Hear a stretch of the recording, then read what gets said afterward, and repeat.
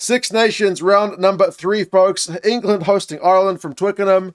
Do or die, because both sides have got a win and a loss. The Irish haven't really hit top gear yet. Maybe they've been stuck in third, and the English campaign hit a bit of a Scottish speed bump last week. Up at Murrayfield, they need to get back on track. We'll go through the squads which have been named, some of the predictions, the recent history, and of course the stats. And you guys can let us know your thoughts on how this match is going to go. It's a very, very tasty one. I feel like on paper is the probable match of the weekend. England have made a few changes in response to that loss to the Scots last week. He has kept faith, Steve Borthwick, with the front row. Genge, Cowan, Dickey and Hayes, they put in a good shift up against the Scots. We're largely bossing them at scrum time, getting yellow card warnings for the Scottish lads. And the Irish scrum, it's been under a lot of pressure, so it makes sense not to make wholesale changes there. In the second row, Vitoje and Chesham likewise continues on. It is Maro's 100th cap for England, so massive congratulations for him. It is only really the best of the best that get to 100 caps, so it's a very special moment for him and his family. He'll want to make this one a win in celebration. Then the main changes in the forward pack is the back row. Tom Curry promoted from the bench to starting role at 6. Ben Earl switches from 8 to 7. And then Henry Pollock, the super sub, finally gets himself a start. It does make a bit of sense because, I mean, we've seen Ben Earl throughout the Six Nations, the first 2 games. He's been immense. He's England's top carrier. I think he's the top carrier in the entire Six Nations. He's getting loads of post-contact meters, which is what you want to see from a loose forward. He's England's top tackler, so he's just had an incredible engine on him. But a bit of a role change at 7. It'll be interesting to see if Pollock is called to carry a bit more, because last week we saw a little bit of less kind of penetrative attacks from the English loose forwards. Like Pepper had 7 carries for 8 meters. He's dropped to the bench. Itoje, you don't really pick him for his go forward because it's not the main aspect of his game. He's more of a defensively orientated player. But 7 carries, 7 meters. Curry was 3 carries, 6 meters. Underhill, 4 carries, 3 meters. So there was a lot of kind of 1 or 2 meter carry players from the English forwards last week, whereas Earl and Pollock, were getting a fair bit more. I think even Chesham were getting a bit more go forward. So that's, I think, ideally what Steve will be looking from the forwards this week when they do have ball in hand. Backs-wise, it's a little bit more stable, but there is a change in the midfield. You've still got the 19 combo of Mitchell and Ford. Mitchell's been doing a fair bit less kicking than Ford. Ford's been the main guy in terms of chewing off those meters from the boot, and Andy Farrell did talk about how that is a big weapon for the English, so see if it remains true this week. Dingwall and Lawrence is the change in the midfield, with Lawrence coming in at 13. They'll be looking for some penetration from that guy as well. The guy is quite able to bust a tackle, free the arms once he's get kind of post-contact, and put other guys in space who are around him. That does mean that Freeman shifts to the right wing. Arundel's still there on the left. There's no spot for Roebuck this week. And Freddie Stewart still continues on at fullback. So it's not wholesale changes. He's not really swinging the axe in response, but he is tinkering.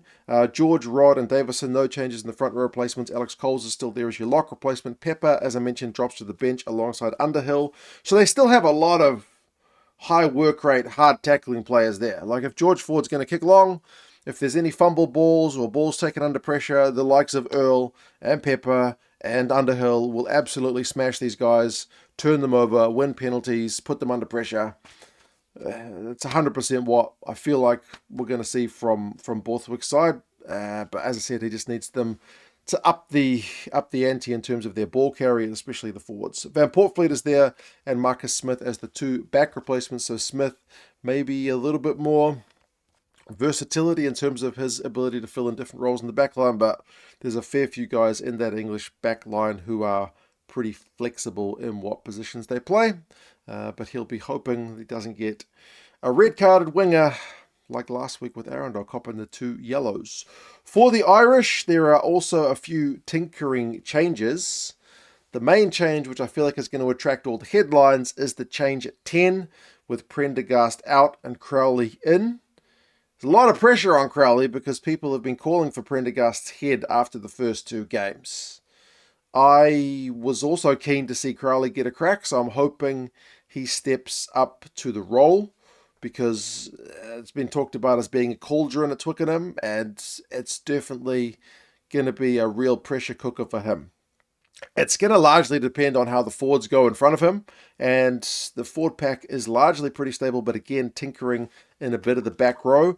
Lockman, Sheehan, and Furlong, that is the front row. So Furlong gets a start after being on the bench last week. He got airborne from the Italian props at scrum time last week, so he won't want that to happen again.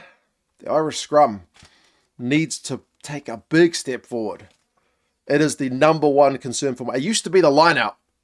Now it's the bloody scrum. The line-out's been all right.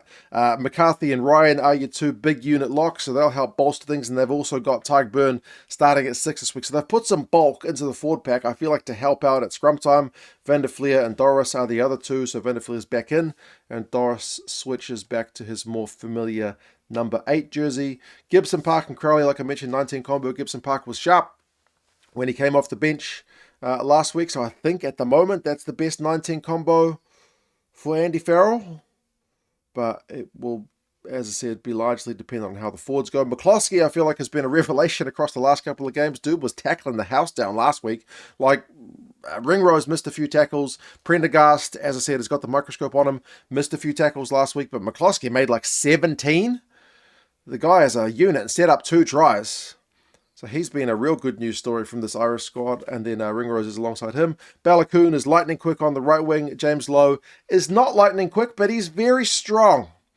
Busted 9 tackles last week. He's a hard man to bring down, and he still chalked through the run meters. I think he had more run meters than his back 3 replacements or back 3 teammates combined. So James Lowe, big boot, big fend, can still do a job at international level. Then Jamie Osborne's there at fullback. Kelleher O'Toole is still playing loosehead, and Beelum the replacements on the front row. So Beelum's back into the side. Timoney and Conan. So no real specialist lock on the bench, but I guess if you've got Tyg Byrne starting, you've already got an extra lock in the team. And then Casey, Frawley, and O'Brien. So 3 back replacements. Kieran Frawley hasn't played for Ireland for a wee while now, but it is interesting to see them not go with a 6-2 to match England's 6-2, because remember, England named their squad a fair bit earlier, which is one of Steve Borthwick's habits. He likes to name his squad early. Some stats for you for these teams. England had their line broken 10 times by the Scots last week, which is uncharacteristically high. Only one team did that to England all of last year. And guess who it was? It was Ireland. In the one game England lost. If you get your line broken 10 times, there's a good chance you're going to lose. So they will certainly need to be a lot sharper in that area. Keeping in mind, England did play much of last week's game with a man disadvantage. But yeah, it is certainly too high. And also too high was the number of turnovers coughed up. 20.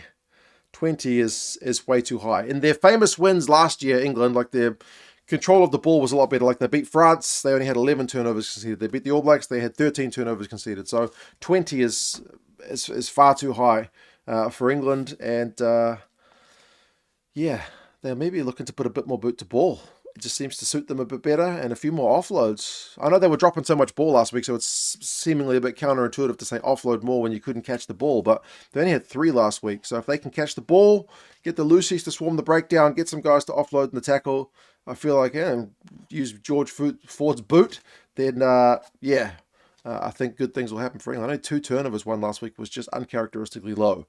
For Ireland, they probably could use a better first half, especially at Twickenham, because I think they've only scored 5 points across 2 games in the first half. It's not been a happy hunting ground, and they've conceded 30. So that they need to start a bit better. They've been really poor in the first halves. Line-out numbers, as I said, are a lot better. 92% across the first 2 games. Cracking stuff, because last year, Ireland's line-out was concerning, but the scrum, as much as the line-out's improved, the scrum has dropped. So the scrums need to be, at least get parity. If you're getting bossed, if you're conceding penalties every scrum, if props are getting threatened with yellow cards, I feel like it could be a long day at the office. And they need the ball. If Ireland are going to play high possession, quick ruck ball, high phase count, high carries, high passes, they need the possession. Whereas Possession against France was 45%, and France aren't usually a high possession team. And against Italy, it was 50%. Italy are the kings of we don't have the ball. So for Italy to come to Dublin and have half the ball is nuts. It just doesn't happen. That being said, recent history in the sides, recent history, it is 4-1 for the Irish. They tend to have a good record under Andy Farrell. They've only lost once in these last 5 times. That was at Twickenham in 2024. That was a 1-point game. The average score is 28-17 to the Irish lads, and they did get a win at Twickenham back in 2022. So some of these guys will have tasted victory on English soil before. That being said, England are pretty comfortable favourites. The algorithm says England by 6, which is relatively close, but the bookies, must be a heap of money going on England. The bookies are saying by 12. Ireland being written off, I would say, by a lot of punters, but I feel like it could be a tasty one. I feel like it could be close. Andrea Piatti is the ref. I feel like he's good for at least one clanger every game, but fingers crossed, knock on wood, he has a good game. I don't want to see the refs have a bad game, so fingers crossed we're not talking about him come the end. 2:10 local time over at Twickenham, 3:10 in the morning for me. I will be getting up to watch it though. You guys let us know your thoughts. How do you reckon this one is going to go? Subscribe to the channel if you want more Six Nations action, stats, all that jazz. Take care, folks, and I will talk to you again soon. See you later.